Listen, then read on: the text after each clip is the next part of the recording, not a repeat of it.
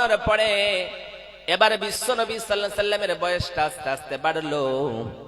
যখন বয়সটা বেড়েছে 5 থেকে 6 বছর হয়েছে, বিশ্বনবী মুহাম্মদ সাল্লাল্লাহু আলাইহি সাল্লাম তার মায়ের কাছে গিয়ে বলে, আমার মা জননী, বলো বলো আমার আব্বাজান কোথায় আছে, আমারে বলো আমার আব্বা কোথায় আছে, তুমি কি বলবা না? মা ডাক দিয়ে বলে, আমার বেটা মুহাম্মদ, তোমার বাবা কোথায় আছে আমি বলতে পারবো না, তোমার দাদুর কাছে যাও, তোমার দাদু তোমার বাবার সন্ধানটা দিয়ে দেবে। আমার নবী মুহাম্মদ সাল্লাল্লাহু আলাইহি সাল্লাম নিজের দাদু আব্দুল মুত্তালিবের কাছে গিয়ে বলে, দাদু বলো, ও আমার দাদু জান, আমাকে একটু আপনি বলবেন না, দয়া করে আপনি বলুন আমার বাবা কোথায় আছে? আমার বাবা কি দুনিয়ার জমিনে নেই নাকি? আমি কি আমার বাবাকে এই দুইটি চোখ দিয়ে দেখতে পাবো না নাকি? আব্দুল মুত্তালিব ডাক দিয়ে বলে, মুহাম্মদ, তোমার বাবার সন্ধান আমি দিতে পারবো না, তুমি তোমার চাচা আবু তালিবের কাছে গিয়ে বলো। আবু তালিবের কাছে গিয়ে যদি তোমার বাবার সন্ধান চাও, তোমার আবু তালিব চাচা তোমার বাবার সন্ধানটা বলে দেবে, তোমার বাবার কথা বলে দেবে। যাও যাও যাও। বিশ্বনবী মুহাম্মদ সাল্লাল্লাহু আলাইহি সাল্লাম বাবার কাছে বাবার সন্ধানের জন্য চাচার কাছে গিয়ে বলে, আমার প্রাণের চাচা, আপনি একটু দয়া করে বলুন আমার আব্বাজানের সন্ধানটা একটু আপনি বলবেন না?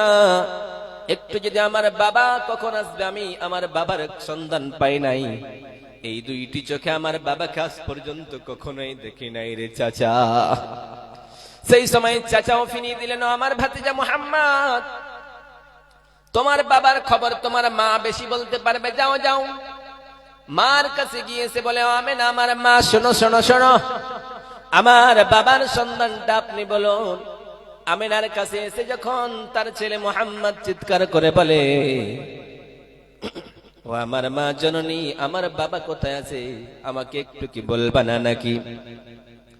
কারণ হলো সন্ধ্যাবেলা আমরা যখন সমস্ত সাথী বন্ধুরা নিয়ে গিয়ে যখন খেলার ময়দানে যাই, এক জায়গায় সন্ধ্যাবেলা সবাই খেলাধুলা করি, কিন্তু আমরা সবাই যখন খেলাধুলা করি, খেলাধুলা করানোর পরে সন্ধ্যাবেলা যখন ফুরিয়ে চলে আসে, আমার সাথী বন্ধুদের বাবারা এসে তার বাবারা তাদের ছেলেগুলিকে এইরকম করে লালন পালন করে সুন্দর করে আদর যত্ন করে নিজের কোলে তুলে নেয়, আর নিজের নিজের ছেলেগুলিকে লইয়া সবাই বাড়ি চলে যায়। কিন্তু আমার আব্বা জানতো একদিনও আসে নাই রে আমার মা।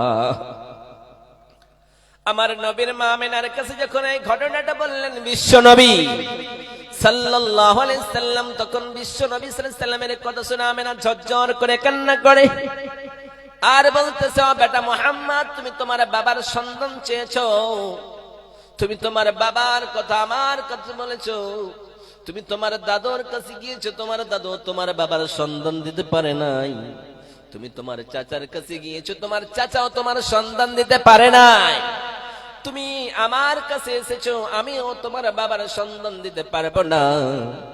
কারণ বেটা মুহাম্মদ রে, সবার বাবা ওই বাচ্চাগুলিকে সকালবেলা এইরকম করে খেলার ময়দানে রেখে আসে, আবার সন্ধ্যাবেলা সবাই নিজের বাচ্চাগুলিকে ফিরিয়ে নিয়ে আসে। কিন্তু তোমার বাচ্চা একদিনে, তোমার বাবা একদিনের জন্য যায় নাই। তার কারণ হলো তোমার বাবা, যেই বাবা তোমাদের জন্ম দিয়েছে, যেই জন্মদাতা বাবা তোমার, সেই বাবা তোমার একদিনের জন্য কোলে তুলে নাই। তার কারণ কি তুমি জানো? সেই সময় যেন আব্দুল্লাহর সেই সন্তান বিশ্ব নবী মুহাম্মদ সাল্লাল্লাহু আলাইহি সাল্লাম আমিনা বলতে শুরু করলেন, ও আমার বেটা মুহাম্মদ, সেই খবরটা আমিও বলে দিতে পারবো না। সেই সময় বিশ্ব নবী সাল্লাল্লাহু আলাইহি সাল্লাম বিচলিত হলেন। আব্দুল মুত্তালিব বুঝতে পারলেন আমার বৌমা আমিনা আজকে কষ্টই পড়েছে, কারণ তার বেটার কথা, মুহাম্মাদের কথা তার দিলকে আঘাত দিয়েছে। সঙ্গে সঙ্গে বিশ্ব নবীর দাদু আব্দুল মুত্তালিব আমিনারে ডাক দিয়ে বলে, আমিনা যাও যাও, তোমার আর এই জায়গায় থাকানো লাগবে না, তোমার মনটা ঠিক করানোর জন্য তুমি একটু বাবার বাড়ি থেকে ফিরে এসো। সেই সময় বিশ্ব নবীর মা আমিনা হযরত মুহাম্মদ সাল্লাল্লাহু আলাইহি সাল্লামকে লইয়া তার নানির বাড়ির দিকে যাবেন। সেই সময় যেতে যেতে রাস্তায় পড়লো আব্দুল্লাহর কবর। সেই সময় আমেনা ডাক দিয়ে বলে, আমার বেটা মোহাম্মদ, যেই বাবার সন্তানের জন্য তুমি তোমার দাদুর কাছে গিয়েছো, তোমার দাদুও দিতে পারে নাই। তুমি তোমার চাচা আবু তালিবের কাছে গিয়েছো, আবু তালিবও দিতে পারে নাই। তোমার মা আমেনার কাছে এসে বারবার রিকোয়েস্ট করেছো, বারবার আবেদন করেছো, ও আমার মা জরনি আকবরের জন্য আমার আব্বা জান কি আসবে না, আমার বাবার কি আমি দেখতে পাবো না, এই বলে আবদার করেছো। মুহাম্মদ, তুমি শুনে নাও, শুনে নাও, তোমার বাবার সন্তানটা আমি তোমারে দিতেছি, যাও যাও, ওই জায়গায় তোমার বাবা যেন ঘুমিয়ে আছে, একটু তুমি দেখে চলে এসো। সঙ্গে সঙ্গে বিশ্বনবী সাল্লাল্লাহু আলাইহি ওয়াসাল্লাম কবরের কাছে গিয়ে হাওমাও করে কান্না করলেন। যেমনি হাওমাও করে কান্না করলেন, কান্না করতে করতে এই সময় বিশ্বনবী সাল্লাল্লাহু আলাইহি ওয়াসাল্লাম পিছন দিকে তাকায় দেখলেন তার মা জননী আমেনা আর দুনিয়ার জমিনে বেঁচে নেই।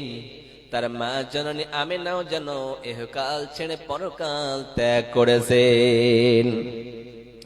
যেই নবীর বাবা ছিলেন না, মা ছিলেন, মার সেই রকম মায়ের কাছে মানুষ হয়েছে। এমন সময় 6 বছর বয়সে বিশ্ব নবীর মা আমেনাও ইন্তিকাল করলেন। তিনার বাবাও তিনার মাও দুনিয়া থেকে চলে গেলেন। তিনি হলেন সব থেকে বেশি এতিম। সেই এতিম নবী বলছেন, দুনিয়ার মানুষেরা, তোমরা তোমাদের মাকে কতটুকু ভালোবেসেছো, তোমরা তোমাদের বাবাকে কতটুকু ভালোবেসেছো। আমি নবী মুহাম্মদ সাল্লাল্লাহু আলাইহি সাল্লাম দুইটা চোখে আমার বাবারে দেখতে পাই নাই, আমার মাকে দেখেছি, কিন্তু আমার মায়ের আদর অতটুকু আমি পাই নাই। বিশ্বনবী সাল্লাল্লাহু আলাইহি ওয়াসাল্লাম এরকম করে বড় হলেন।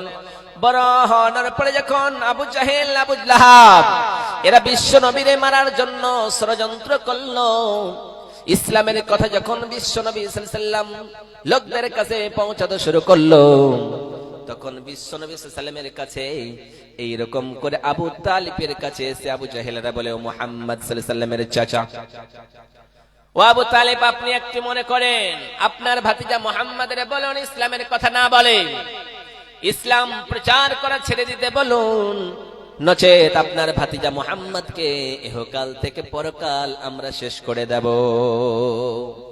সেই সময় আবু তালিব ডাকে দিয়ে বলে, ও মক্কার কাফিরেরা, ও মক্কার নাস্তিকেরা, তোমরা শুনে নাও, আমার ভাতিজা মুহাম্মদ সাল্লাল্লাহু আলাইহি ওয়াসাল্লাম যেই কাজটা করে তোমরা কেউ বাধা দিতে পারবে না। এমনকি কেউ আসো আমার ভাতিজা মুহাম্মদকে তোমরা টু শব্দটাও বলতে পারবে না। যেই নবী ছিলেন এতিম, যেই নবীর বাবাও ছিলেন না, মাও ছিলেন না, সেই নবীর জন্য চাচা সেই সময় মালিকানা করেছিলেন, বাবার ঋণ বের করেছিলেন, বাবার জায়গায় দখল করেছিলেন, সেই মুহাম্মদ সাল্লাল্লাহু আলাইহি ওয়াসাল্লামকে আজ পর্যন্ত আসে নাই। তিনার বাবা ছিলেন না, তিনার মা ছিলেন না। আজকে আমরা ইসলামকে বুঝতে পারলাম না, নারী জাতিকে আমরা রাস্তায় ছেড়ে দিয়েছি, মহিলাদেরকে রাস্তায় আমরা বের করে দিয়েছি, কিন্তু আমরা পর্দা বুঝতে পারলাম না, কোনটা ইসলামের ভিতরে মানা করা হয়েছে, কোনটাকে বারণ করা রয়েছে, এটাকে আমরা চিনতে পারলাম না। ওই জন্য রব্বুল আলামিন বলেন, দুনিয়ার মানুষেরা রে, وقرنا في بيوتكن ولا تبرجن تبرج الجاهلية الأولى। রব্বুল আলামিন বলে, দুনিয়ার মানুষেরা রে, মহিলারা হলো বাড়িতে থাকার বস্তু, তারা বাড়ির ভিতরেই থাকবে, সদা সর্বদা তারা বাড়ির ভিতরে থাকবে, বাড়ি থেকে বের হবে না। কারণ হলো তারা বাড়িতে থাকার বস্তু, তারা বাড়ির ভিতরে থাকবে। তাদের যদি প্রয়োজন মোতাবেক, কাজ মোতাবেক তাদের যদি বাড়ি থেকে বের হওয়া লাগে, তারা যদি বাড়ি থেকে বের হওয়ার জন্য মন্তব্য করে, কাজ মোতাবেক তাদের কোনো প্রয়োজন মোতাবেক, তাহলে যেন তারা জাহিলিয়াতের যুগের মতো, অর্বরতার যুগের মতো তারা এইরকম করে রাস্তায় বেহায়ার মতো না বের হয়ে যায়। ওই জন্য রব্বুল আলামিন বলে, দুনিয়ার মানুষেরা রে, তোমরা কি করবা? নারীরা বাড়িতে থাকবে, যদি প্রয়োজন পড়ে তাহলে তারা ওড়না ব্যবহার করবে, মাথায় ওড়নাটা দিয়ে রাস্তায় বের হবে। যাতে করে তাদেরকে কোনো বেগানা পুরুষ তাদের দিকে তাকানো তো দূরের কথা তাকাতেই না পারে, কেউ যাতে তাদের দিকে দেখতে না পারে, তাদের অঙ্গ যাতে করে কেউ দেখতে না পারে। ওই জন্যই রব্বুল আলামিন বললেন তারা দুনিয়ার জমিনে এইরকম পর্দা হয়ে থাকবে, বেপর্দায় কখনো চলবে না। তাহলে আমাদের অন্তরে আল্লাহর ভয় নেই। আজকে এনআরসি নিয়ে আমরা বড় ভয় করি, আমরা সরকারকে দেখে ভয় করি, কিন্তু আল্লাহ বলে ভয় নেই। বিশ্বনবী সাল্লাল্লাহু আলাইহি ওয়াসাল্লামের সাহাবী আমিরুল মুমিনিন খলিফাতুল মুসলিমিন কি করেছিলেন? আল্লাহকে বলে কতটুকুন ভয় করতেন, জাহান্নাম বলে কতটুকুন ভয় করতেন। দুনিয়ার কোন মানুষকে দেখে তিনি ভয় করতেন না। আমিরুল মুমিনিন খলিফাতুল মুসলিমিন সাইয়েদনা ওমর ফারুক রাদিয়াল্লাহু তাআলা আনহু একদিন এক সাহাবীকে গিয়ে বলতেছেন, হযরতে হুযায়ফা রাদিয়াল্লাহু তাআলা আনহুকে গিয়ে বলেন, ও হুযায়ফা রে, তোমার কাছে একটা খবরের জন্য এসেছি, তুমি কি সেই খবরটা আমারে বলবা কি বলবা না? হযরত ওমর ফারুক রাদিয়াল্লাহু তাআলা আনহু রাত্রের অন্ধকারে যেন এক পা দুই কাপ দুই পা করে আস্তে আস্তে যেন হযরতে হুযায়ফা রাদিয়াল্লাহু তাআলা আনহুর কাছে এসে বলেন, ও হুযায়ফা রে, তোমার দরবারে আমি ওমর কেন এসেছি তুমি কি জানো? তুমি একটু কি বলবা না? ও নবীর সাহাবী, আমি শুনেছি সমস্ত মুনাফিকদের নামগুলি, যাদের নাম মুনাফিকের খাতায় রয়েছে, তাদের লিস্টটা নাকি তোমার কাছে রয়েছে, তার কাগজটা নাকি তুমি জানো? ও হুযায়ফা, তুমি বলবা না? একটু আমারে বলে দাও, আমি নবীর সাহাবী আমিরুল মুমিন খলিফাতুল মুসলিমিন এই ওমরের নামটা কি ওই মুনাফিকের না খাতায় আছে? সেই সময় বিশ্বনবীর সাহাবী বললেন, ও ওমর, তুমি ভয় করতেছো, তোমার নামটা কি মুনাফিকের খাতায় আছে নাকি? না, তোমার নামটাই মুনাফিকের খাতায় নেই। তার কারণ হলো বিশ্বনবী সাল্লাল্লাহু আলাইহি সাল্লাম বলে, দুনিয়ার মানুষেরা রে, 10 জনকে জান্নাতি বলে ঘোষণা করা হয়েছে, তার মধ্যে দ্বিতীয় জন হলো ওমর। ওমরের নামটাও যেন জান্নাতি বলে ঘোষণা করা হয়েছে। সেই সময় সেই সাহাবী বললেন, ওমর, তুমি চিন্তা করো না, আপনি চিন্তা করবেন না, আপনার নামটা জান্নাতি বলে ঘোষণা করা হয়েছে, আপনার নামটা কখনোই ওই মুনাফিকের খাতায় থাকতে পারে না। আমাদের নামটা যদি এনআরসির খাতায় থেকে যায়, আল্লাহকে বলে আমরা ভয় করি না, আজকে আমরা দেশের সরকারকে বলে ভয় করতে থাকি। আজকে আমাদেরকে 6 জন 7 জন যদি কারো সন্তান থাকে, তাহলে আমরা তাদেরকে, আমাদের সরকার তাদেরকে এই দেশের নাগরিকত্ব দিতে চাই না। আমি আমাদের সরকারকে বলতে চাই যে সরকার, আপনি নিজেই নিজের দিকে দেখুন, আপনি কয় নম্বর ছেলে? নরেন্দ্র মোদী সাহেব, তিনি 6 নম্বর বাবার ছেলে। তিনাকে যদি এই দেশে থাকতে দেওয়া হয়, তাহলে আমাদেরকে করে থাকতে দেওয়া হবে না। অবশ্যই আমরা এই দেশে জন্ম নিয়েছি, আমার বাবা জন্ম নিয়েছে, আমার দাদু জন্ম নিয়েছে, আমরা এই দেশের নাগরিকতা, আমাদেরকে কেউ কখনো লাঞ্ছিত করতে পারবে না। কারণ দুনিয়াতে আমাদের আল্লাহর ভয় নেই, আল্লাহকে বলে ভয় করি না। মহিলারা দুনিয়ার জমিনে আল্লাহকে বলে ভয় করতে চাই না, আল্লাহকে বলে ডর করতে চাই না। যদি আমাদের অন্তরে আল্লাহর ভয় থাকতো, তাহলে কোনটা মহিলা রাস্তায় বেপরদার মতো, বেহায়ার মতো, নির্লজ্জের মতো বের হয়ে যেত না। 6 জন মহিলার জীবনী কোন নারী যদি পালন করতে পারে, ওই নারীগুলি যদি মেনে নিতে পারে, তাহলে ওই মহিলাটা কখনোই জাহান্নামে যাবে না, ওই মহিলাটা জান্নাতে যাবে। বিশ্বনবী সাল্লাল্লাহু আলাইহি ওয়াসাল্লাম এক করে বলে দিয়েছে, দুনিয়ার মানুষেরা তোমরা এই 6টা মহিলাকে তোমরা কি দেখেছো? 6টা মহিলার জীবনীটাকে তোমরা তোমাদের ভিতরে বাস্তবায়ন করো, তাহলেই তোমরা জান্নাতি হয়ে যাবা। বলে দুনিয়ার মানুষেরা তোমরা কি করবা? মহিলার দলেরা, তোমরা যদি 4টা কাজ করতে পারো তাহলেই তোমরা জান্নাতি। তোমরা যদি 4টা কাজ করতে পারো তাহলেই তোমরা জান্নাতি। প্রথম নম্বরে নবীজি বললেন, আল মারআতু ইযা সাল্লাত খামসাহা ওয়া সামাত শাহরাহা ওয়া আতাদ বালাহা ওয়া হাফিযাতু ফুরুজুহা। বিশ্বনবী সাল্লাল্লাহু আলাইহি সাল্লাম বলে, দুনিয়ার মানুষেরা রে, তোমরা 4টা কাজ করতে পারলেই মহিলার দল তোমরা জান্নাতি হয়ে যাবা। প্রথম নাম্বার, তোমরা 5 ওয়াক্তের নামাজ পড়বা। তোমরা কখনোই নামাজ মিস করে দিবা না, তোমরা নামাজ কখনোই ছেড়ে দিবে না। কারণ বিশ্বনবী সাল্লাল্লাহু আলাইহি সাল্লাম যখন দুনিয়া থেকে হকাল থেকে পরকাল ত্যাগ করবেন, সেই সময় নবী সাল্লাল্লাহু আলাইহি সাল্লামের কাছে মালাকুল মউতের ফেরেশতা চলে আসবেন। এই সময় কখনো বিশ্বনবী বেহুশ হন, কখনো হুঁশ থাকেন। সেই সময় মসজিদে নববীতে সাহাবায়ে কেরামেরা সবাই প্রস্তুতি নিয়েছে। এবার বেলাল রাদিয়াল্লাহু তাআলা আনহু মসজিদে নববীতে আযান দিয়ে দিয়েছে। আযান দেওয়ার পরে সমস্ত নামাজীরা মুসাল্লিরা যেন নামাজের জন্য এসেছে। সমস্ত নামাজীরা বিশ্বনবী সাল্লাল্লাহু আলাইহি সাল্লামের পিছনে নামাজ পড়েন, সবাই চলে এসেছে। আসানোর পরে এবার বিশ্বনবীর জন্য অপেক্ষা করতেছেন। হায়রে, আমাদের নবী নাকি কোন সময় আসবে, আমাদেরকে ইমামতি করবেন, অর্থাৎ বিশ্বনবীর জন্য সবাই বসে আছেন।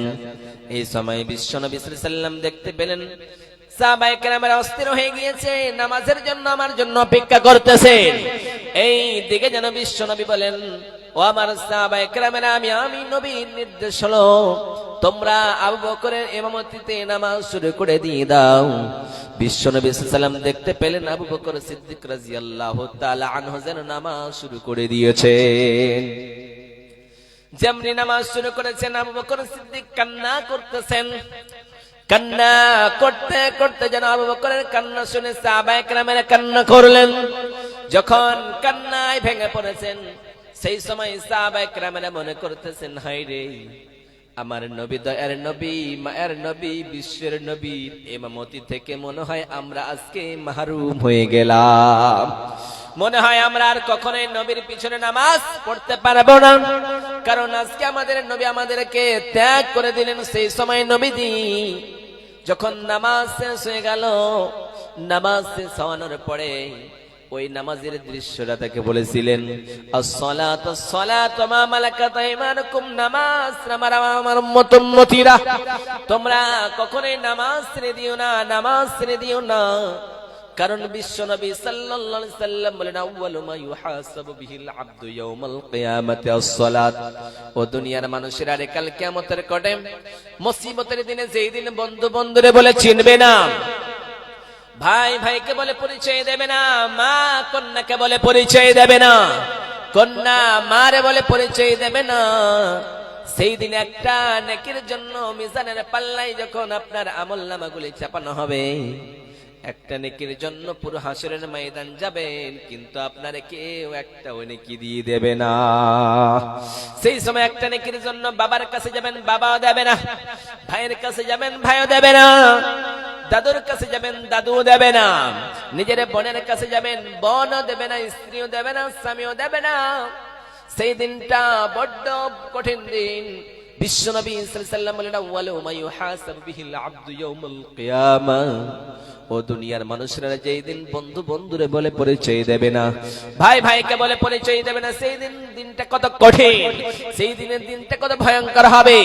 তোমার নামাজ যদি সঠিক হয়েছে, তাহলে সমস্ত আমলগুলি ঠিক হবে, আর নামাজের আমলটা যদি ঠিক না হয়, তাহলে তোমার কোনোটাই আমল আল্লাহর দরবারে গ্রহণযোগ্য হবে না। ওই জন্যই নবীজি বললেন, আল মারাতু ইযা সাল্লাত খামসাহা, ও মহিলার দলে তোমরা 5টা কাজ করবা। 5টা কাজের ভিতরে প্রথম নম্বরে তোমরা নামাজ মিস করবা না, তোমরা কখনোই নামাজ ছেড়ে দিবা না। দ্বিতীয় নম্বর হলো ওয়াসামাত শাহরাহা, তোমরা রমজান মাসের রোজা রাখবা, তোমরা রোজা কখনোই ছেড়ে দিবা না। ওয়াআতাদ বালাহা, তোমরা স্বামীর সেবা করবা, কখনোই তোমরা স্বামীকে গালমন্দ করবা না। তোমার স্বামী যাই বলবে, তোমার স্বামী যদি অন্ধ হয়, তোমার স্বামী যদি ন্যাংরা হয়, তোমার স্বামীও যদি অসুস্থ হয়, তাহলে তোমার স্বামীকে তুমি কখনোই অগ্রাহ্য করে দিও না। তুমি তোমার স্বামীর ইতাআত করবা, তুমি তোমার স্বামীর সেবা করবা। 4 নম্বরে নবীজি বলেন, দুনিয়ার মানুষেরা তোমরা কি জানো, তোমরা যদি কেউ স্বামীর সেবা না করো, কাল কিয়ামতের কোটে মুসিবতের দিনে রব্বুল আলামিন জাহান্নামে যখন মানুষগুলিকে দেবে, তখন বিশ্ব নবী সাল্লাল্লাহু আলাইহি সাল্লাম বলে, দুনিয়ার মানুষেরা স্বামীর সেবা কতটুকু প্রয়োজন রয়েছে তোমরা কি জানো? বিশ্বনবীর মেয়ে একজনের নাম হলো, যার নাম হলো ফাতেমা রাদিয়াল্লাহু তাআলা আনহা। সেই ফাতেমাকে আমরা সবাই জানি, তিনার জীবনীটা আমাদের ভিতরে সেটাকে কল্পনা করে নিতে হবে, সেটাকে বাস্তবায়ন করতে হবে। যেই ফাতেমা রাদিয়াল্লাহু তাআলা আনহার কথা বিশ্বনবী সাল্লাল্লাহু আলাইহি ওয়াসাল্লাম বলেছে। বিশ্বনবী সাল্লাল্লাহু আলাইহি ওয়াসাল্লামের মেয়ে ফাতেমা রাদিয়াল্লাহু তাআলা আনহা, বিশ্বনবী বলেন, আমার মেয়ে ফাতেমা আমার নয়নের পুটলি, ফাতেমাকে যে কষ্ট দেয় আমি নবীরে কষ্ট দেয়।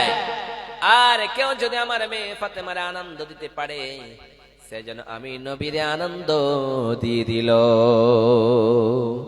যে মেয়ের কথা বিশ্বনবী এত সুন্দর করে বললেন, আবার সেই মেয়ের কথা বিশ্বনবী সাল্লাল্লাহু আলাইহি ওয়াসাল্লাম বলেন, দুনিয়ার মানুষেরা রে, আমার মেয়ে ফাতেমা যদি এইরকম করে, তারপর আমি নবী তাকে ছেড়ে দেব না।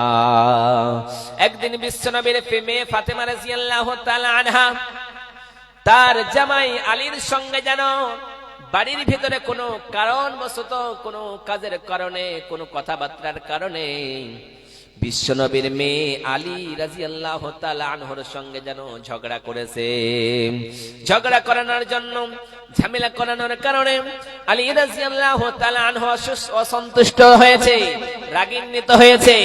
রাগান্বিত হওয়ার কারণে এবার পুরো রাত্রি চলে গিয়েছে, কিন্তু আলী রাদিয়াল্লাহু তাআলা আনহু যেন বিশ্বনবীর মেয়ে ফাতেমার সঙ্গে আর কথা বলে না। যখন কথা বলে না, বিশ্বনবীর মেয়ে ফাতেমা বুঝতে পারলেন, স্বামী যদি নারাজ থাকে আল্লাহর ফেরেশতারা নারাজ হয়ে যায়। আল্লাহর ফেরেশতারা যদি নারাজ হয়ে যায়, তাহলে আল্লাহ নারাজ হয়ে যাবে।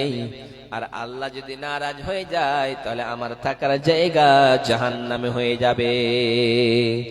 সঙ্গে সঙ্গে বিশ্বনবীর মেয়ে ফাতেমা রাদিয়াল্লাহু তাআলা আনহা এবার তার মেয়ে ফাতেমা রাদিয়াল্লাহু তাআলা আনহা যেন বিশ্বনবীর জামাই আলীর সঙ্গে কথা বলতে বলতে যখন এইরকম হলো, সঙ্গে সঙ্গে মাপ চাইলেন, কিন্তু মাপ করতেছে না।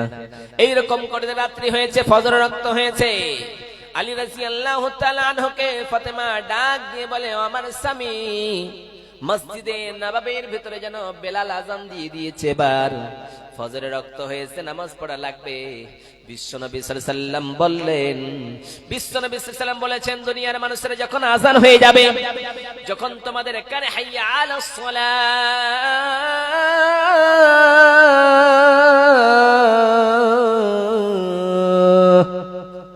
তোমরা নামাজের দিকে এসো, নামাজের দিকে এসো। হাইয়া আলাল ফালাহ,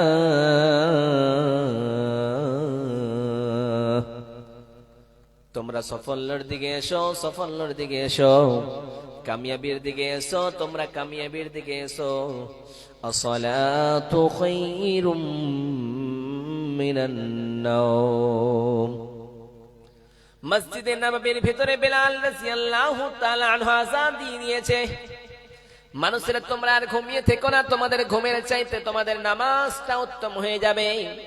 তোমরা আর ঘুমিয়ে থেকে যেও না। সঙ্গে সঙ্গে বেলাল রাদিয়াল্লাহু তাআলা আনহুর আযান শুনে যেন ফাতেমা রাদিয়াল্লাহু তাআলা আনহু বললেন, আমার স্বামী, আমার নামাজ পড়ার জন্য আপনি পারমিশন দেন, এবং আপনিও মসজিদে নববী থেকে আযান নামাজটা পড়ে আসুন।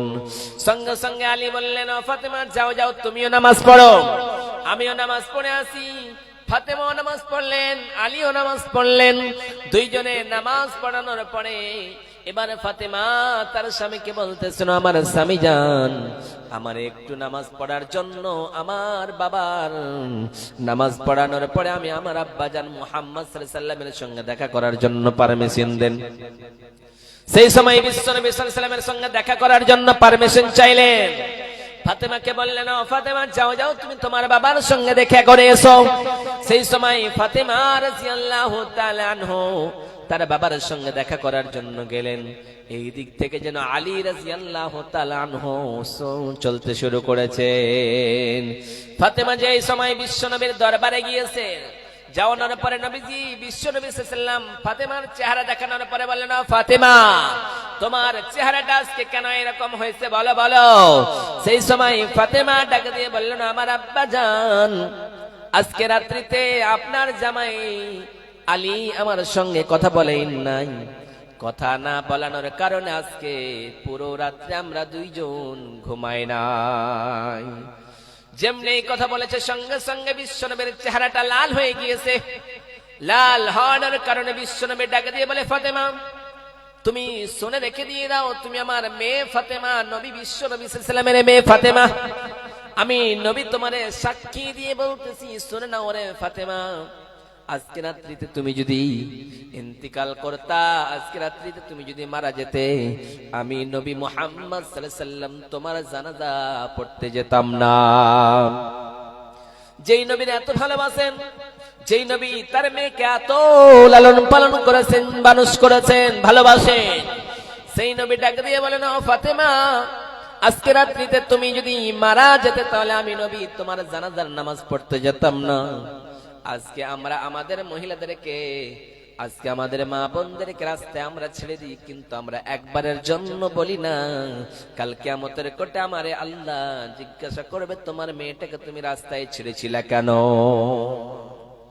কেন তুমি রাস্তায় ডাং ডাং করে তোমার মেয়েটাকে ছেড়েছিলা? তুমি জানো নাই নিজের কন্যাটাকে, আল্লাহ নবী সাল্লাল্লাহু আলাইহি ওয়াসাল্লামকে ডাইরেক্ট আল্লাহ বলছেন, ও নবী আপনারে ছেড়ে দেওয়া হবে না। ওই জন্য রব্বুল আলামিন বলেন, কুল ইয়া আইয়ুহান নবী, ও নবী আপনি শুনে নিন, দুনিয়ার জমিনে কেউ যদি এই রকম করে আপনার মেয়ে, আপনার কন্যা, আপনার স্ত্রী, तमाम দুনিয়ার মহিলারা যদি, ইয়া আইয়ুহান নবী কুল আজওয়াজিকা ওয়া বানাতিকা ওয়া নিসাইল মুমিনিনা, বিশ্বনবী সাল্লাল্লাহু আলাইহি ওয়াসাল্লামকে হুঁশিয়ারি দিয়ে বললেন, ও নবী আপনার মেয়ে, আপনার কন্যা, আপনার স্ত্রী, तमाम দুনিয়ার মহিলাদেরকে আপনি বলে দেন গো নবীজি, তারা যাতে বেহায়ার মতো রাস্তায় বের না হয়ে যায়, নির্লজ্জের মতো রাস্তায় বের না হয়ে যায়, অপদস্থ হয়ে নিজেরকে পর্দা ছাড়া তারা যেন বাড়ি থেকে কখনোই বের না হয়ে যায় গো নবী। এই কথাটা নবীজি বললেন, নবী সাল্লাল্লাহু আলাইহি ওয়াসাল্লামকে বললেন, ও নবী আপনি আপনার মেয়েদেরকে, মাইকমান ভাই আওয়াজটা ঠিক করুন, আওয়াজ পাচ্ছে। আল্লাহ নবী সাল্লাল্লাহু আলাইহি ওয়াসাল্লামকে ডাইরেক্ট আল্লাহ বললেন, ও নবী আপনিও ছাড় পাবেন না, আপনিও আপনার স্ত্রীদেরকে বলুন যাতে করে তারা বেহায়ার মতো, নির্লজ্জের মতো রাস্তায় বের না হয়ে যায়। বিশ্বনবী সাল্লাল্লাহু আলাইহি ওয়াসাল্লাম যখন মেরাজে গেলেন, মেরাজে যাওয়ার অবস্থায় বিশ্বনবী সাল্লাল্লাহু আলাইহি ওয়াসাল্লাম দেখতে পেলেন কিছুগুলি মহিলা যেন এরকম করে, কিছুগুলি মানুষের যেন এরকম করে শাস্তি হইতেছে, এমন শাস্তি যে শাস্তিগুলি বিশ্বনবী দেখতে পেলেন। বিশ্বনবী সাল্লাল্লাহু আলাইহি ওয়াসাল্লাম দেখতে পেলেন লোকেরা ভালো মাংসগুলি ছেড়ে দিয়ে দুর্গন্ধযুক্ত মাংসগুলি খাচ্ছে, পচা গলা মাংসগুলি খাচ্ছে। সেই সময় নবীজি বলেন, জিবরিল আমিন বলো বলো বলো, এই লোকগুলি কেন এরকম গন্ধ করে জিনিসগুলি খাচ্ছে বলো তো? বিশ্বনবী সাল্লাল্লাহু আলাইহি ওয়াসাল্লাম বললেন, দুনিয়ার জমিনের মানুষেরা রে তোমরা কি জানো? জিবরিল আমিন বলে দিলেন, নবী গো, ওগো দয়ার নবী, ওগো মায়ের নবী, আপনি কি জানেন দুনিয়ার জমিনে এই লোকগুলি দুনিয়ার জমিনে নিজের স্ত্রীটা ছিল হালাল, ওই স্ত্রীর কাছে না গিয়ে, স্ত্রীর সঙ্গে ভালো ব্যবহার না করে, মিল মোহাব্বত না করে তারা অন্য নারীর সঙ্গে সম্পর্ক করেছিল গো নবী। এই সম্পর্ক করানোর জন্য, এই কাজ করানোর কারণে, জিনা করানোর কারণে এরকম অবস্থা হইতেছে গো নবী। আবার বিশ্বনবী সাল্লাল্লাহু আলাইহি ওয়াসাল্লাম একটু চললেন, যেতে যেতে যেন দেখতে পেলেন একটা চুলার ভিতরে, আগুনের ভিতরে, এই রকম করে গর্তের ভিতরে যেন তারা দুইজন নারী পুরুষ যেন সেই জাহান্নামের তলাদেশে চলে যায়। যখন আগুনের লেলিহান উঠে আসে, আগুনের তাপমাত্রা বেড়ে যায়, সঙ্গে সঙ্গে ওই লোকগুলি উপরে উঠে যায়। আর এইরকম শাস্তি হইতেছে। বিশ্বনবী জিবরিল আমিনকে বললেন, ও জিবরিল আমিন বলো রে, বলো বলো বলো, এই লোকগুলি কেন এরকম শাস্তি হইতেছে? জিবরিল আমিন বললেন, নবী গো, ওগো দয়ার নবী, ওগো মায়ের নবী, এই লোকগুলি দুনিয়ার জমিনে জেনাকারিনী ছিল। তারা দুনিয়ায় নির্লজ্জের মতো চলতো, বেহায়ার মতো চলতো। এরা জেনা করেছিল, জেনা করানোর কারণে গো নবীজি এরা এইরকম জাহান্নামের ভিতরে দাও দাও করে আগুনের ভিতরে জ্বলতেছে গো নবীজি।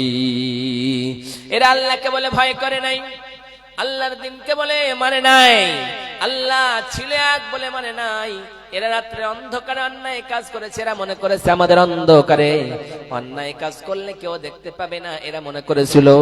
কিন্তু আল্লাহ বলতেছেন আমি সব দেখি রে গোলাম, তোমরা কোথাও পালিয়ে লাভ পাবা না। পৃথিবী না জানুক আমি তো জানি, আমি কি পাপ করেছি হায়। আমার পাপের করলে বিচার, আমার পাপের করলে হিসাব, বাঁচার নাই আমার উপায়। দয়াময় প্রভু মাফ করো আমায়, মাফ করো আমায়। পৃথিবী না জানুক আমি তো জানি, আমি কি পাপ করেছি হায়। আমার পাপের করলে বিচার, আমার পাপের করলে হিসাব, বাঁচার নাই আমার উপায়।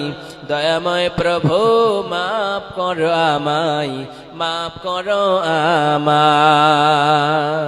পৃথিবীর কেউ জানে না আপনি একা একা পাপ করেছেন, কেউ জানে না আপনি আপনার সন্তানকে মেরেছেন, একটা কন্যাকে খেতে না দেওয়ানোর কারণে আপনি কন্যাটাকে মেরে ফেলেছেন। কিন্তু কাল কিয়ামতের কোর্টে ওই কন্যাটা দাঁড়িয়ে বলবেন কোন অপরাধে তোমাদেরকে হত্যা করেছিল। ওই জন্য রব্বুল আলামিন বলেন ওয়াইদাল মাউউদাতু সুইলাত বিআইয়ি দামমিন কুতিলাত। কাল কিয়ামতের কোর্টে মুসিবতের দিনে ওই সমস্ত মহিলাদের জিজ্ঞাসা করা হবে, মেয়েগুলিদের জিজ্ঞাসা করা হবে, ও মেয়ে বল বল বল, তোর বাবা তোরে কোন অপরাধের কারণে তোরে এইরকম করে জ্যান্ত দাফন করেছিল, বলো কি কারণে তোর বাবা তোরে মেরেছে বল। সেই সময় সেই মেয়েটা ডাক দিয়ে বলবে রব্বুল আলামিন, ও বিশাল আকাশের মালিক, ও বিশাল জমিনের মালিক, ও বিশাল পাহাড়ের মালিক, ও বিশাল পর্বতের মালিক, লৌহে মাহফুজের মালিক, বাইতুল মামুরের মালিক, সিদরাতুল মুনতাহার মালিক, तमाम দুনিয়ার মালিক রে তুমি মাওলা। আমার বাবা আমারে না খাওয়ানোর কারণে, খেতে দেওয়ার ভয়ে আমার এই রকম করে দাফন করেছে, আমারে মৃত্যু দিয়েছে, দুনিয়ার জমিনে আমার বাঁচায় রাখে নাই, এই কারণে আমি দুনিয়ার মুখ দেখতে পাই নাই রে আল্লাহ। বিশ্বনবী সাল্লাল্লাহু আলাইহি ওয়াসাল্লামের কাছে এক সাহাবী এসে বললেন, নবী গো আমি এক এক করে 8 জন কন্যারে মেরেছি গো নবী, আমার কি গুনাহগুলি মাফ হবে? বিশ্বনবী ডাক দিয়ে বলেন, আমার সাহাবী তুমি কালেমা পড়ে নিয়েছো, কালেমা পড়ানোর পরে একজন লোক যতই পাপ করুক না কেন, যতই অন্যায় করুক না কেন, যতই গুনাহ করুক না কেন, গুনাহ করানোর পরে তার সমস্ত গুনাহগুলি এইরকম মাসুম হয়ে যায়। যেই রকম করে শৈশবে জন্মগ্রহণ করে, বাচ্চাটা যখন জন্মগ্রহণ করে, জন্মগ্রহণ করানোর পরে কোনো পাপ থাকে না, তার কোনো গুনাহ থাকে না, তার কোনো কিছুই থাকে না, অনরব ভাবে সেই লোকটা হয়ে যায়, তার কোনো গুনাহ থাকে না। নবীজি বললেন, নবীজি বলেন তার কোনো গুনাহ থাকে না যখন সে এই রকম করে ইসলাম কবুল করে নেয়। আবার সেই সাহাবী বললেন, নবী গো মনে হয় আমার গুনাহগুলি মাফ হয় নাই গো নবী। বিশ্বনবী সাল্লাল্লাহু আলাইহি সাল্লাম ডাক দিয়ে বলেন, ও আমার সাহাবী তুমি যেই দিন কালেমা পড়ছো সেই দিন থেকে তোমার সমস্ত গুনাহগুলি মাফ হয়ে গিয়েছে রে সাহাবী। একবার বললেন, দ্বিতীয়বার বললেন, তৃতীয়বার নবীজি বললেন, তারপরে কিন্তু সাহাবা সেই নবীর সাহাবার দিলের ভিতরে ইতমিনান আছে না, শান্তি আছে না? হায় রে আমার মতো গুনাহগার মনে হয় আকাশের নিচে আর জমিনের উপরে কেউ নেই। কারণ হলো আমি একজন কন্যাকে জান্ত দুনিয়ার জমিনে দাফন করেছি, আল্লাহ মনে হয় আমার গুনাহগুলি মাফ করে নাই। সেই সময় নবীজি বললেন, আমার সাহাবা একরাম, তোমার গুনাহগুলো মাফ হয়ে গিয়েছে। কিন্তু সেই লোকটা তারপরে মানতে চায় না। এবার বিশ্ব নবী সাল্লাল্লাহু আলাইহি সাল্লামকে বললেন, নবী গো, মনে হয় আমার গুনাহগুলো মাফ হয় নাই গো নবীজি। বিশ্ব নবী ডাক দিয়ে বলেন, আমার সাহাবা একরাম, বলো বলো বলো বলো, তুমি কি এমন অন্যায় কাজ করেছো রে সাহাবী, বলো বলো। সেই সময় সাহাবী ডাক দিয়ে বললেন, নবী গো, ওগো দয়ার নবী,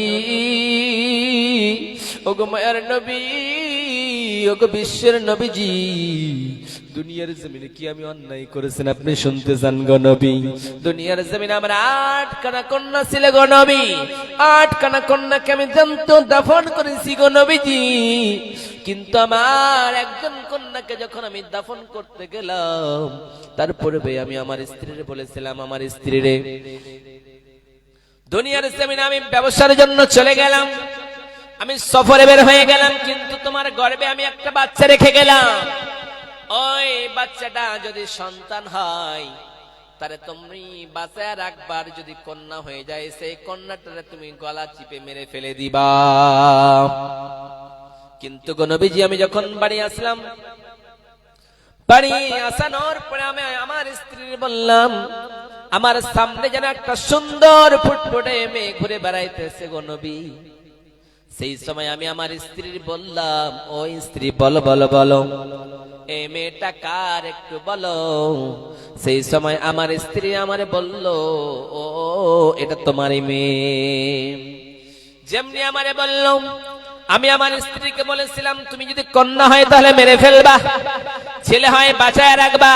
কিন্তু কন্যা হওয়ার কারণে, সুন্দর মেয়ে হওয়ার কারণে গো নবীজি, আমার স্ত্রী ওই কন্যাটারে মারে নাই গো নবীজি, বাঁচায় রাখছে। যখন বাঁচায় রাখছে গো নবীজি, ওগো দয়ার নবী, ওগো মায়ের নবী, যখন আমার সামনে আমার কন্যাটারে আমি দেখতে পেলাম, দেখতে পাওয়ানোর পরে গো নবীজি, আমি আমার স্ত্রীরে বললাম, ও আমার প্রাণের স্ত্রী, এটা আমার কন্যা, আমার মেয়ে, এই মেয়েটারে মানুষ করানো লাগবে, এই মেয়েটারে সুন্দর করে লালন পালন করানো লাগবে, সুন্দর করে মানুষ করানো লাগবে। সঙ্গে সঙ্গে শয়তান আমারে কুমন্ত্রণ দিতে থাকলো গো নবীজি। আমার শয়তান বারবার প্রাণ করতে থাকলো, হায় রে পাগল, তোর মতো পাগল আকাশের নিচে আর জমিনের উপরে কেউ হয়ে যেতে পারে না। কারণ তুই কেমনে মেয়ে সন্তান জন্ম দিতে পারিস, কেমন করে তুই মেয়ে জন্ম দিতে পারিস? মেয়ে জন্ম দেওয়া তোর জন্য ঠিক নয়, কারণ সমাজের ভিতরে তোরে লাঞ্ছিত হওয়া লাগবে, তোরে অপদস্থ হওয়া লাগবে, সমাজের ভিতরে তোর মেয়েটারে অন্য জনের সঙ্গে বিয়ে দেওয়া লাগবে। তুই কখনোই মেয়ে দুনিয়ার জমিনে জন্ম দিস না। সঙ্গে সঙ্গে গো নবীজি আমার মেয়েটাকে, আমি আমার স্ত্রীর ডাকে দিয়ে বললাম, আমার স্ত্রীরে, আমার মেয়েটারে সুন্দর করে সাজায় দাও, সুন্দর করে সাজায় দেওয়ার পরে আমি আমার মেয়েটাকে নিয়ে বাজারে নিয়ে যাব, আমি আমার মেয়েটাকে মেলায় ঘুরতে নিয়ে যাব, সুন্দর করে সাজায় দাও।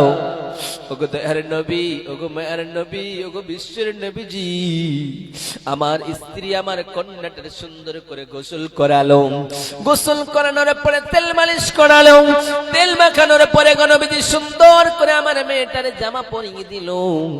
জামা পরিয়ে দেওয়ানোর পরে গো নবীজি, আমি আমার মেয়েটারে লইয়া গো নবীজি আমি রাস্তায় বের হয়ে গেলাম। আমার স্ত্রী আমারে বলল, আমার প্রাণের স্বামী, আমার মেয়েটার জন্য সুন্দর সুন্দর ড্রেস কোনাই করে নিয়ে আসবা বাজার থেকে। আমি আমার স্ত্রীর কথা মতো আমি আমার মেয়েটাকে নিয়ে গেলাম গো নবীজি। আমি আমার মেয়েটাকে নিয়ে যাওয়ার পরে গো নবীজি, আমি যখন রাস্তায় বের হলাম, ওই রাস্তায় যাওয়ানোর পরে আমি রাস্তাটা চেঞ্জ করে দিলাম, বাজারের দিকে যাই নাই গো নবীজি। সঙ্গে সঙ্গে আমি ওই রাস্তাটা চেঞ্জ করে জঙ্গলের রাস্তায় চলে গেলাম। জঙ্গলের রাস্তায় যাওয়ানোর পরে আমার মেয়েটা আমার জিগাইতেছে, আমার আব্বা জান, ও প্রাণের আব্বা রে, এটা তো বাজারের রাস্তা নাই, আজকের পর থেকে আমি কোনোদিন এই রাস্তা দিয়ে আসে নাই রে আব্বা জান। আপনি আমারে বলুন কোন রাস্তায় যাইতেছেন।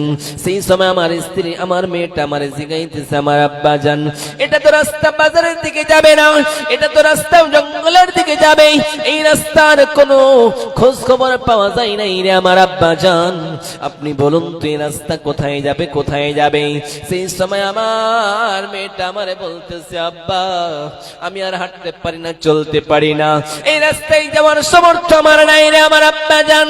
সেই সময় আমার মেয়েটা আমারে বারবার বলতেছে, আমার প্রাণের আব্বা রে, এতগুলি চালানোর কারণে আমার এইরকম পিপাসা লেগেছে রে আমার আব্বা, আমার একটু পানির ব্যবস্থা করে দিন, একটু যদি পানির ব্যবস্থা করে দেন রে আমার আব্বা, আমার পিপাসা মিটে যাবে।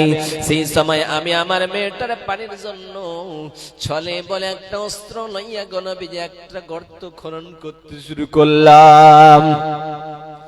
একটা যখন গর্ত খনন করতে শুরু করলাম গণবিজি, ওই গর্তটা খনন করতে শুরু করানোর পরে যখন গর্তটা খনন করে গণবিজি, ওই গর্ত থেকে যখন মাটিগুলি আমার দাড়িতে পড়ে গণবি, দাড়িতে যখন ওই মাটিগুলি পড়লো গণবিজি, তখন আমার দাড়ির মাটিগুলি ঝাড় দিয়ে বলে, আব্বা জান ও আমার প্রাণের আব্বার, আমার জন্য আপনি কষ্ট করতেছেন, আপনি দুঃখ করতেছেন রে আমার আব্বা, আপনার এত কষ্ট করানো লাগবে না, এত দুঃখ করানো লাগবে না, এত পরিশ্রম করানো লাগবে না রে আমার আব্বা, আমি আর পানি পান করব না, আপনি কষ্ট করবেন না, নয় বিনয় করতেছে গণবিজি। আব্বা বলে ডাক দিতেছে আর দাড়ির মাটিগুলি ঝাড় দিতেছে গণবিজি। যখন গর্তটা খনন করা হলো গণবিজি, গর্তটা খনন করানোর পরে আমার মেয়েটা আমার কাছে এসে বলতেছে, আব্বা জান চলেন চলেন, আর দরকার নেই। আমি আমার মেয়েটার ছলে বলে ডাকলাম গণবি, ডাকানোর পরে আমি আমার মেয়েটারে বলতেছি, মেরে দুনিয়ার জমিনে তোমার বাঁচায় রাখবো না। আমি আমার মেয়েটারে বলতেছি, আমার মেয়েরে এসে এসো গর্তের দিকে তাকায় দেখো, একটু গর্তের দিকে তাকায় দেখো তো গর্তটা কত কোন হয়েছে, গর্তটা পুরোপুরি হয়েছে কিনা দেখো, তুমি যে পানি পান করবা পানি পান করার মতো পানি আসছে কিনা দেখো। ওগো দয়ার নবী, ওগো মায়ার নবী, আমার মেয়েটা যখন গর্তের দিকে তাকাইছে গো নবী, সঙ্গে সঙ্গে আমি আমার মেয়েটারে ধাক্কা মেরে গো নবী গর্তের ভিতরে নিক্ষেপ করছি। যেমনি আমার মেয়েটারে গর্তের ভিতরে ফেলেছি গো নবীজি, গর্তের ভিতরে ফেলানোর পরে আমার মেয়েটা আব্বা আব্বা বলে চিৎকার করতেছে। ও আমার আব্বা, আপনি আমার গর্তের ভিতরে কেন ফেললেন বলেন গো আমার আব্বা জান, আমি তো গর্তের ভিতরে যাইতে চাই নাই গো আমার আব্বা, আমি তো মেলায় যাওয়ার জন্য আসছি, বাজারে যাওয়ার জন্য আসছি। আমার আব্বা আমারে ডাক দিতেছে, ও মেরে তোরে বাঁচায় রাখবো না, তোরে দুনিয়ায় মেয়ে বলে পরিচয় দেব না, তোরে মেয়ে যদি পরিচয় দিই সমাজের ভিতরে লাঞ্ছিত হওয়া লাগবে, ওই জন্যই তোরে মারছি, সেই জন্যই তোরে নিক্ষেপ করেছি। সেই সময় নবী গো আমার মেয়েটার আমি নিক্ষেপ যখন করলাম, আমার মেয়েটা হাত দুটো জোর করে বলতেছেন, আমার আব্বা জান দুনিয়ার জমিনে আমি বাবা বলে পরিচয় দেব না, আব্বা বলে পরিচয় দেব না, আপনার নাম বলে কোথাও পরিচয় দেব না রে আমার আব্বা জান, কিন্তু আমার প্রাণের ভিক্ষা দিবেন, আমি দুনিয়ায় বেঁচে থাকতে চাই রে আমার আব্বা, দুনিয়ায় বেঁচে থাকার জন্য আপনি পারমিশন দেন, দুনিয়ার জমিনে বাবা বলে কোথাও পরিচয় দেব না। সেই সময় গদার নবী মায়ের নবী আমার মেয়েটা যখন আব্বা বলে ডাকা দিল, বলল দুনিয়ার জমিনের আমার আব্বা, আমি মানুষের দ্বারে দ্বারে গিয়ে ভিক্ষা করে খাবো, কিন্তু কোথাও আপনার পরিচয় দেব না, আপনাকে বলে কোথাও নাম ধরে ডাকবো না, এটা আমার আব্বা, আমি কোথাও বলবো না রে বাবা।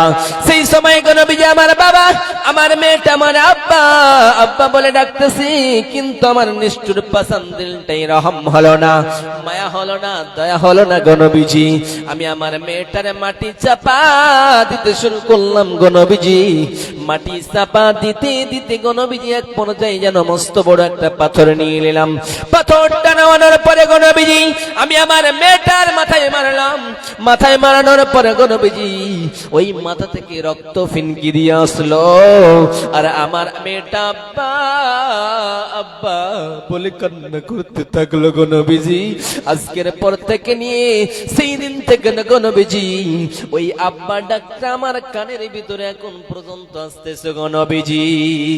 বিশ্ব নবী সাল্লাল্লাহু আলাইহি ওয়াসাল্লাম যখন এই ঘটনাগুলি শুনতেছিলেন তখন বিশ্ব নবীর চোখ দিয়ে টস টস টস টস করে পানি বেয়ে বেয়ে আসতেছিলেন। আর সেই সময় নবীজির দাড়ি মোবারক গুলি ভিজে গিয়েছিল। সেই সময় নবীজি ডাক দিয়ে বলে, হায় রে, দুনিয়ার জমিনে এমন কোন কি নিষ্ঠুর মানুষ হইতে পারে, এমন পাষাণ মানুষ কি হইতে পারে নিজের কলিজার টুকরা মেয়েটারে এইরকম করে জন্তু দুনিয়ার জমিনের ভিতরে নিক্ষেপ করতে পারে, মারতে পারে। সেই দিন থেকে নবীজি বললেন, আমার সাহাবায়ে কেরামেরা, দুনিয়ার জমিনে কারো যদি একখানা কন্যা হয়ে থাকে, একখানা মেয়ে হয়ে থাকে, তাহলে আমি নবী, দয়ার নবী, মায়ের নবী বললাম, ওই মেয়েটাকে সুন্দর করে যদি লেখাপড়া করিয়ে দেয়, সুন্দর জায়গায় ভালো জায়গায় শিক্ষা দিয়ে দেয়, তারপরে সুন্দর জায়গায় বিয়ে দিয়ে দেয়, তাহলে আমি নবী সাক্ষী দিয়ে বললাম, সেই মেয়ের বাবা একসঙ্গে আমি নবী জান্নাতের ভিতরে থাকবো। সাহাবায়ে কেরামের প্রশ্ন করলেন, নবী গো, ওগো দয়ার নবী, ওগো মায়ের না থাকে,